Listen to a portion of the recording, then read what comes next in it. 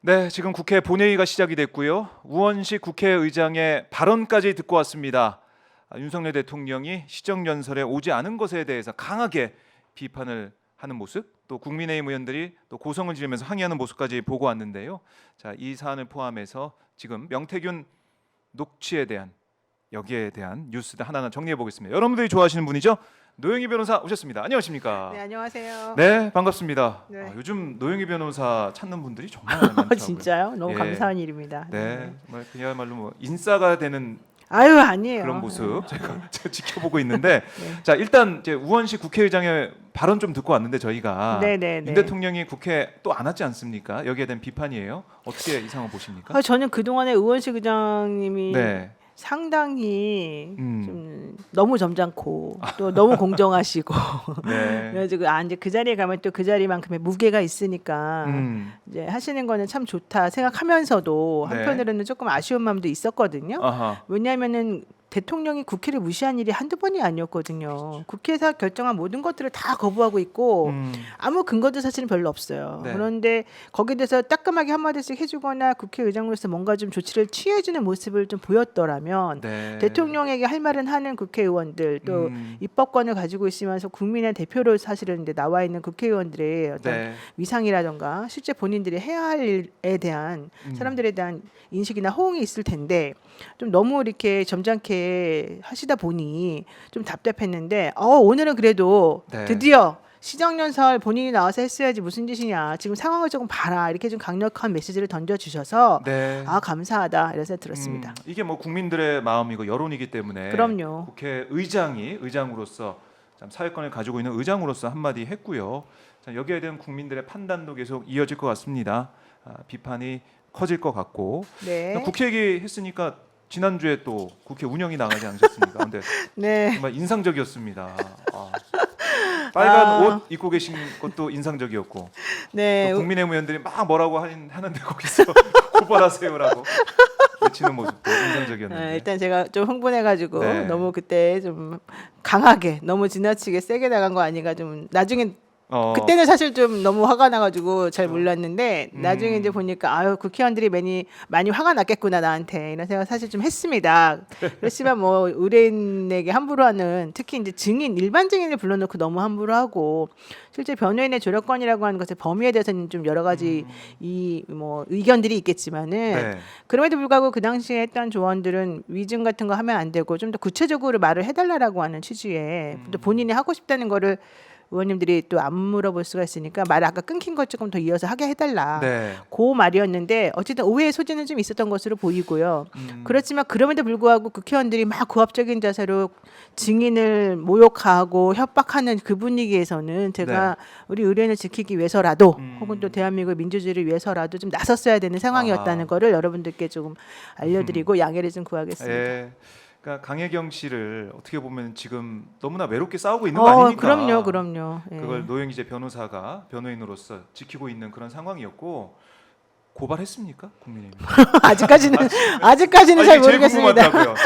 근데 그 고발하기가 좀 어려울 거예요. 왜요? 왜냐하면은 거기서 말한 게 예를 들면 위증이나 뭐 조작이나 이런 얘기는 하셨지만 실제 위증 조작에 대한 증거나 이런 건 하나도 없는 것이고요. 네. 그 당시 상황을 제가 분명히 설명을 드렸고요. 그렇죠. 그다음에 강혜경 씨가 위증을 하고 제가 위증 교사를 할 이유가 전혀 없습니다. 그리고 변호인의 조력권이라고 하는 게 실제 의원님들이 무슨 질문을 할지 모르기 때문에 아무리 그 전에 진실을 제대로 밝히고 말하라고 해도 그 자리에 가면 되게 떨리고 그럼요. 위압감을 느끼거든요. 그럼요. 자기가 하고 싶은 말을 제대로 못 해요. 근데 네. 그 상황에서 김성애 의원님이 처음에 질문하셨을 때 강혜경 씨가 사실 말의 취지를 좀 정확히 못 알아듣고 그냥 대답을 좀 하는 측면이 있어서 그 부분을 좀 정확하게 해야 된다라는 설명과 함께 그 말을 좀 전해드릴 거냐 이제 이렇게 물어봤던 건데 그거는 명백히 변호인의 조력권의 범위에 전 들어간다고 봅니다.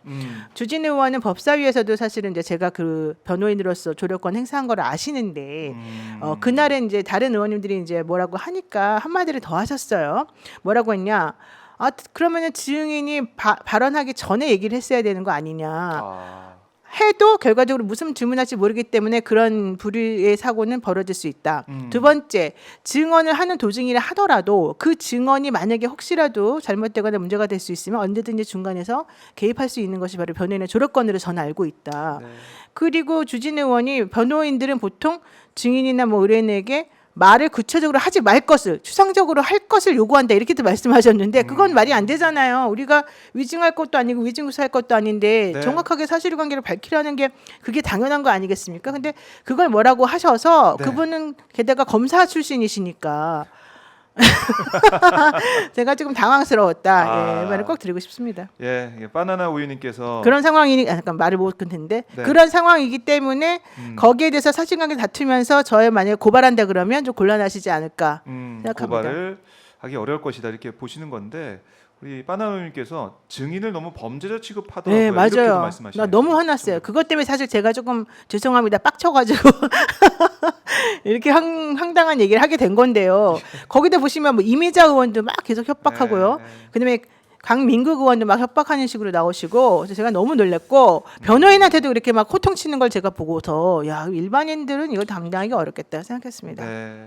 그 어려운 그 시간 순간을 강혜경 씨가 버티고 있고 또 그 옆에 네. 노영희 변호사가 있는데 강혜경 씨는 지금 또 너무 상황이 안 좋다는 얘기도 아니 들었어요. 강혜경 씨가 사실은 네. 금요일 날 이제 그렇게 하고 저희하고 6시까지 이 얘기를 하고 6시 아니 5시까지 얘기를 하고 이제 들어갔는데요. 그때는 그래도 좀 흥분된 상태였기 때문에 본인이 얼마나 육체적으로 힘들었는지를 몰랐던 것 같아요. 아, 그래서 끝나고 난 다음에 여러 가지 특히 어제 김영선 의원이 검찰청 네. 들어가기 전에 또 이상한 말을 하고 들어갔기 때문에 관련해서 인터뷰를 사실 오늘 하려고 했는데 그것도 지금 캔슬시키고 다 못하는 상황이 됐어요. 그리고 지금 연락도 아마 잘 안 될 텐데 네. 그리고 하는 말이 본인이 지금 이제 그 국정감사 이후에 많은 공격을 받고 있다. 특히 공격이요? 이제 가족과 관련해 가지고 여러 가지로 조금 어. 위험한 상황에 좀 처해 있는 것 같아서 매우 불안하고 그다음에 가족을 건드리는 것은 좀 안 했으면 좋겠다 이런 얘기를 저한테 하셔요. 그래서 제가 혹시 오면 모든 메시지나 뭐 카톡이나 텔레그램이나 이런 거 페이스북에 올라오는 그런 거 있으면 캡처해가지고 네. 저한테 보내주시면 제가 적절한 조치를 취해드릴 수 있다. 이제 그렇게 말씀을 드렸어요. 그리고 그런 거는 전부 다 불법적인 거니까 우리가 좀 단죄해야 된다. 네. 그런데 아무래도 이제 같은 당원들이었고 같은 또 거주지에 계시는 분들이기도 하고 본인을 또 옛날에 인연이 있었던 분들도 있는 것 같아서 아직까지 그런 건 안 하지만 제발 증인이나 이 좀 힘들게 이 마음을 잡수신 이분에게 그런 공격적인 언사나 거친 언사 같은 거 하지 마셨으면 좋겠다. 특히 가족을 건드리시는 말아라. 이 말씀 드리고 싶어요. 이거 심각해 보이기도 하는데. 네, 이거 그래서 사실은 인터뷰도 이제 이제 공개적으로 나서면 안 된다. 뭐 또 이런 얘기도 좀 하시더라고요. 그래요. 그러니까 강혜경 씨 이렇게 공격을 이제 받고 있는 가족 관련된 여러 가지 상황까지 벌어지다 보니까 국민들이 걱정을 하시는데 맞습니다. 특히 어제 김영선 의원이 검찰 조사 받으면서 한 4-50분 정도 쭉 얘기를 했어요. 네. 쭉 얘기했는데 뭐 강혜경 씨가 함정을 파놨다느니 이렇게 얘기를 하면서 왜 만연사냥하냐? 김건희 뭐 자신 왜 이렇게 만연사냥하냐? 그리고 명태균 씨가 대통령 후보한테 연락하고 이런 것들 난 몰랐다. 얘기할 수 있는 거 아니야? 그게 민주주의 아니냐? 뭐 이렇게까지 얘기를 하더라고요. 그러니까요. 저는 깜짝 놀랐어요. 네. 사실은 들어가시는 와중에 이제 본인의 입장을 설명을 쭈르륵쭈르 하고 하셨는데 그 말을 좀 이해하기도 어려운 부분들이 되게 많았어요. 본인이 억울하다는 어떤 취지로. 부분들이 좀 아니 그러니까 예를 귀에 들면은 들어오셨습니까? 자기는 네. 이런 상황을 언론 보도를 보고 알았다는 거예요. 이 상황을요? 아니 그리고 세비 반띵 우리가 그 유명한 네. 세비 반띵도 강혜경이가 했지 자기는 전혀 몰랐다는 거예요.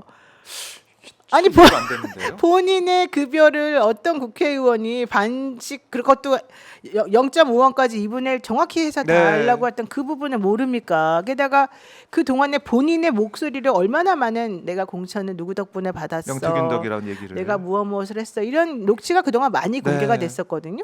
근데 본인의 육성으로 나온 그런 공개된 녹취도 다 부정하면서 자기는 몰랐다로 일관을 하니까 그리고 강혜경 씨가 모든 걸 다 한 마치 엄청난 수괴인 것처럼 진술을 하시더라고요.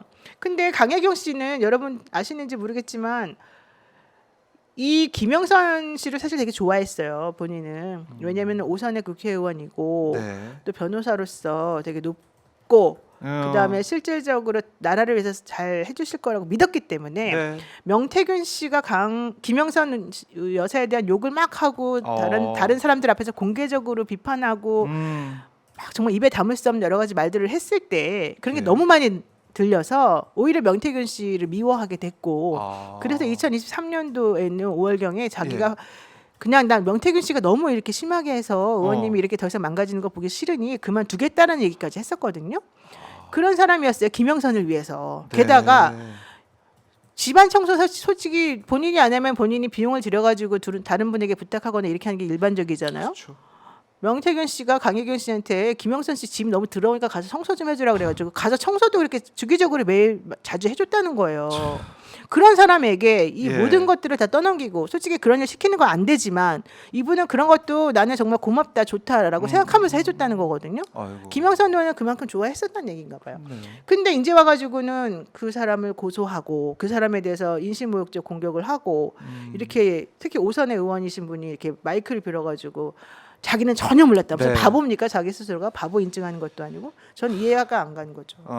그러니까 뭐 입장문도 어제 변호인께서 네, 제가 내셨지만 냈습니다.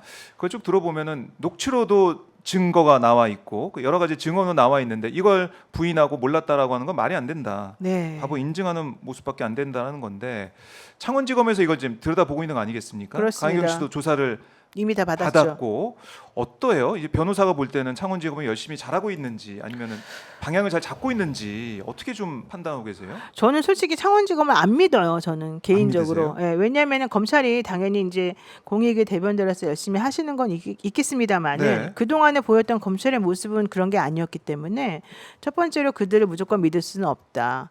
두 번째 제가 거의 지금 20년 정도 이 변호사 생활을 하고 있는데 네. 검사님들 중에는 정상적으로 처리를 해주시는 분들도 있지만은 이런 정치적인 사건이나 뭐 좀 특수적인 상황이 벌어지게 되면 그냥 어떤 목적을 먼저 설정해두고 목표를 설정해두고 그 목표를 달성하기 위해서 여러 가지 전략을 쓰는 분들이 많아요. 그러면서 특히 변호사들한테 딜을 하는 분들도 사실 있어요.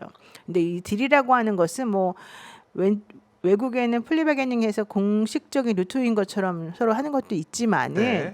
우리나라는 그런 게 없다 보니 오히려 조금 뭔가 음지에서 작용되는 것들이 있거든요. 네. 그런데 이제 변호인들 입장에서는 그래도 의뢰인을 위해서 이게 좀 더 낫다고 생각하면 의뢰인하고 상의해서 그런 경우에 조금 응하기도 해요. 그래서 뭐 요만큼 봐줄 건 봐주고 터트릴 건 터트리고 막 이제 이런 경우들이 좀 있는데 네. 그렇게 하라고 하면서 결과적으로는 다 자백을 이제 시켜요. 그래놓고 나중에 우리가 잘해줄게 해놓고 뒤에 가면 또 뒤통수 치고 절대 안 해주는 분들이 많거든요. 그동안. 그러니까 변호사들을 검찰 출신이 아닌 변호사들한테 물어보시면 제 말이 무슨 말인지 이해를 하실 텐데 네. 아까 신인규 변호사 나왔는데 신인규 변호사한테도 물어보면 아마 제 말에 동의할 겁니다. 근데 이제 그런 분들이 조금 있기 때문에 일부가 있기 때문에 저는 사실은 검사님들이 잘해주는 것은 우리가 고마운 마음을 가진다 하더라도 네. 좀 조심해야 된다라고 제가 항상 말씀을 드리는데 아하. 이 분들 특히 이번에 이제 강혜경 씨와 그다음에 미래학원 연구소의 김태현 씨 같은 네. 경우에는 검찰을 엄청 신뢰하더라고요. 근데 정말 신뢰를 할 것 같으면 처음에 이 사건이 터졌을 때부터 한창 시간이 지났는데 그럼요. 정말 더 많이 꼼꼼하게 잘하셨겠죠. 그런데다가 명태균 씨 압수수색도 저는 되게 허술하게 이상하게 이루어졌다고 보거든요. 그런 모든 것들 그리고 명태균 씨 지금 제대로 된 수사를 제대로 받은 적도 없고 또 본인은 검찰에 잡혀가지 않을 거라고 생각하고 있었다고 그러고요. 대신에 강혜경 씨는 7번이나 지금 압수수색 플러스 소환 조사를 7번을 받았어요. 예. 김태환 씨도 한 3번, 4번을 지금 같이 갔었고요. 그런데 김영선 씨는 오늘 처음 가는 거 아닌가요? 어제 네, 어제 갔고 뭐 오늘도 갔다라고 네, 하는데. 오늘 가고. 그러니까 이제 어제부터가 이제 처음 시작인 거야. 사실 궁지에 몰리고 여기까지 왔으니까. 그리고 명태균 씨는 이제 좀 있으면 부른다고 하는데 그 명태균 씨가 가진 그 증거들 같은 경우도 처남한테 줬는데 그것도 아직까지 못 찾았었댔잖아요. 결국에는 기자들이 알려줘가지고 이제 찾아야 되는 거나 마찬가지인데. 그래서 저는 이제 그분들이 얼마나 잘할지는 잘 모르겠다. 그러나 신뢰할 수 없다. 네, 그러나 일단은. 강혜경 씨하고 이 김태현 씨는 사실 오히려 검찰청 다녀와서 마음이 더 편해졌다 그랬어요. 다 이제 얘기하고 쏟아내고 와서 그런 네, 거예요. 본인들이 가지고 있는 자료들도 다 넘겼고 네. 검찰이 모든 것들에 대해서 이 상황을 이해하는 것 같이 보였기 때문에 본인들은 오히려 마음이 편하고 좋다 이런 얘기를 했단 말이죠. 그래서 현실적으로 이제 그분들은 검찰이 정의롭고 제대로 된 공정한 수사를 할 것으로 믿어요. 그래서 그래서 제 예. 표정이 아, 예. 믿을 수 저도 있죠. 믿고 싶습니다. 네. 예, 그리고 잘해주실 거라고 믿습니다. 네. 그렇지만 예, 또 결과는 봐야 되는 거라서 지금 제가 확신할 수는 없고 또 우리 순진하고 착한 의뢰인들 입장하고 저의 입장은 좀 다르니까 네. 좀 상황을 좀 보고 싶습니다. 하지만 그럼에도 불구하고 현재의 검사님들은 특히 강혜경 씨를 수사했던 그리고 김태열 씨를 수사했던 분은 되게 열심히 잘해주고 계신 걸로는 제가 들었습니다. 열심히 잘해주고 있다. 이게 다 자료는 다 냈고 네, 검찰이 네. 지금 수사를 하고 있는 과정에서 명태균 씨도 가서 조사를 받게 되면은 어떻게 또 이 퍼즐에 맞춰가지고 수사 결과 내놓을지 모르겠지만은 글쎄 국민들이 볼 때는 좀 염려스러운 것이고요. 네네. 그리고 강혜경 씨가 뭐 녹취한 뭐 이런 것들이 뭐 불법 녹취물 아니냐 이런 공격도 일각에서 하는 것 같아요. 그건 이제 그냥 괜히 하는 공격을 위한 공격인 거죠. 음, 현실적으로 강혜경 씨가 A와 B 다른 사람 제3자들 간의 통화를 낸 게 없잖아요. 지금까지 자기가 모든 통화는 다 본인이 자동 들어있는 통화 녹음. 자동 통화 녹음되는 거. 네. 그럼 자기한테 전화 온 것들만 가지고 했던 것이고 이번 입장문에서도 냈습니다만 현실적으로 업무를 수행하는 사람들은 지시자가 뭐라고 하는지 잊어버리면 안 되니까 그 녹음을 해놨다가 나중에 그걸 듣고 제대로 체크하는 경우도 많이 있어서 자기는 그걸 위해서 해놨다는 얘기고요. 네. 그것을 이번에 범죄와 연루됐다는 걸 확인한 다음에 공적 기관에 제출했잖아요. 국회라던가 아니면 수사기관. 네. 당연히 그건 되는 것이고 수사기관에서도 이미 다 가지고 있는 자료고. 그러니까 강혜경 씨가 다른 제3자와의 그런 통화를 뭐 몰래 한 거 도청해서. 녹음한 것도 아니고. 그건 아니죠. 예, 그렇기 때문에 전혀 그런 불법 뭐 통화 녹음 이런 거 전혀 없고요. 네. 그다음에 목적도 사적인 이익을 위한 목적은 아니기 때문에 저는 그 부분에 있어서는 언제든지 제가 방어할 수 있다고 생각합니다. 네.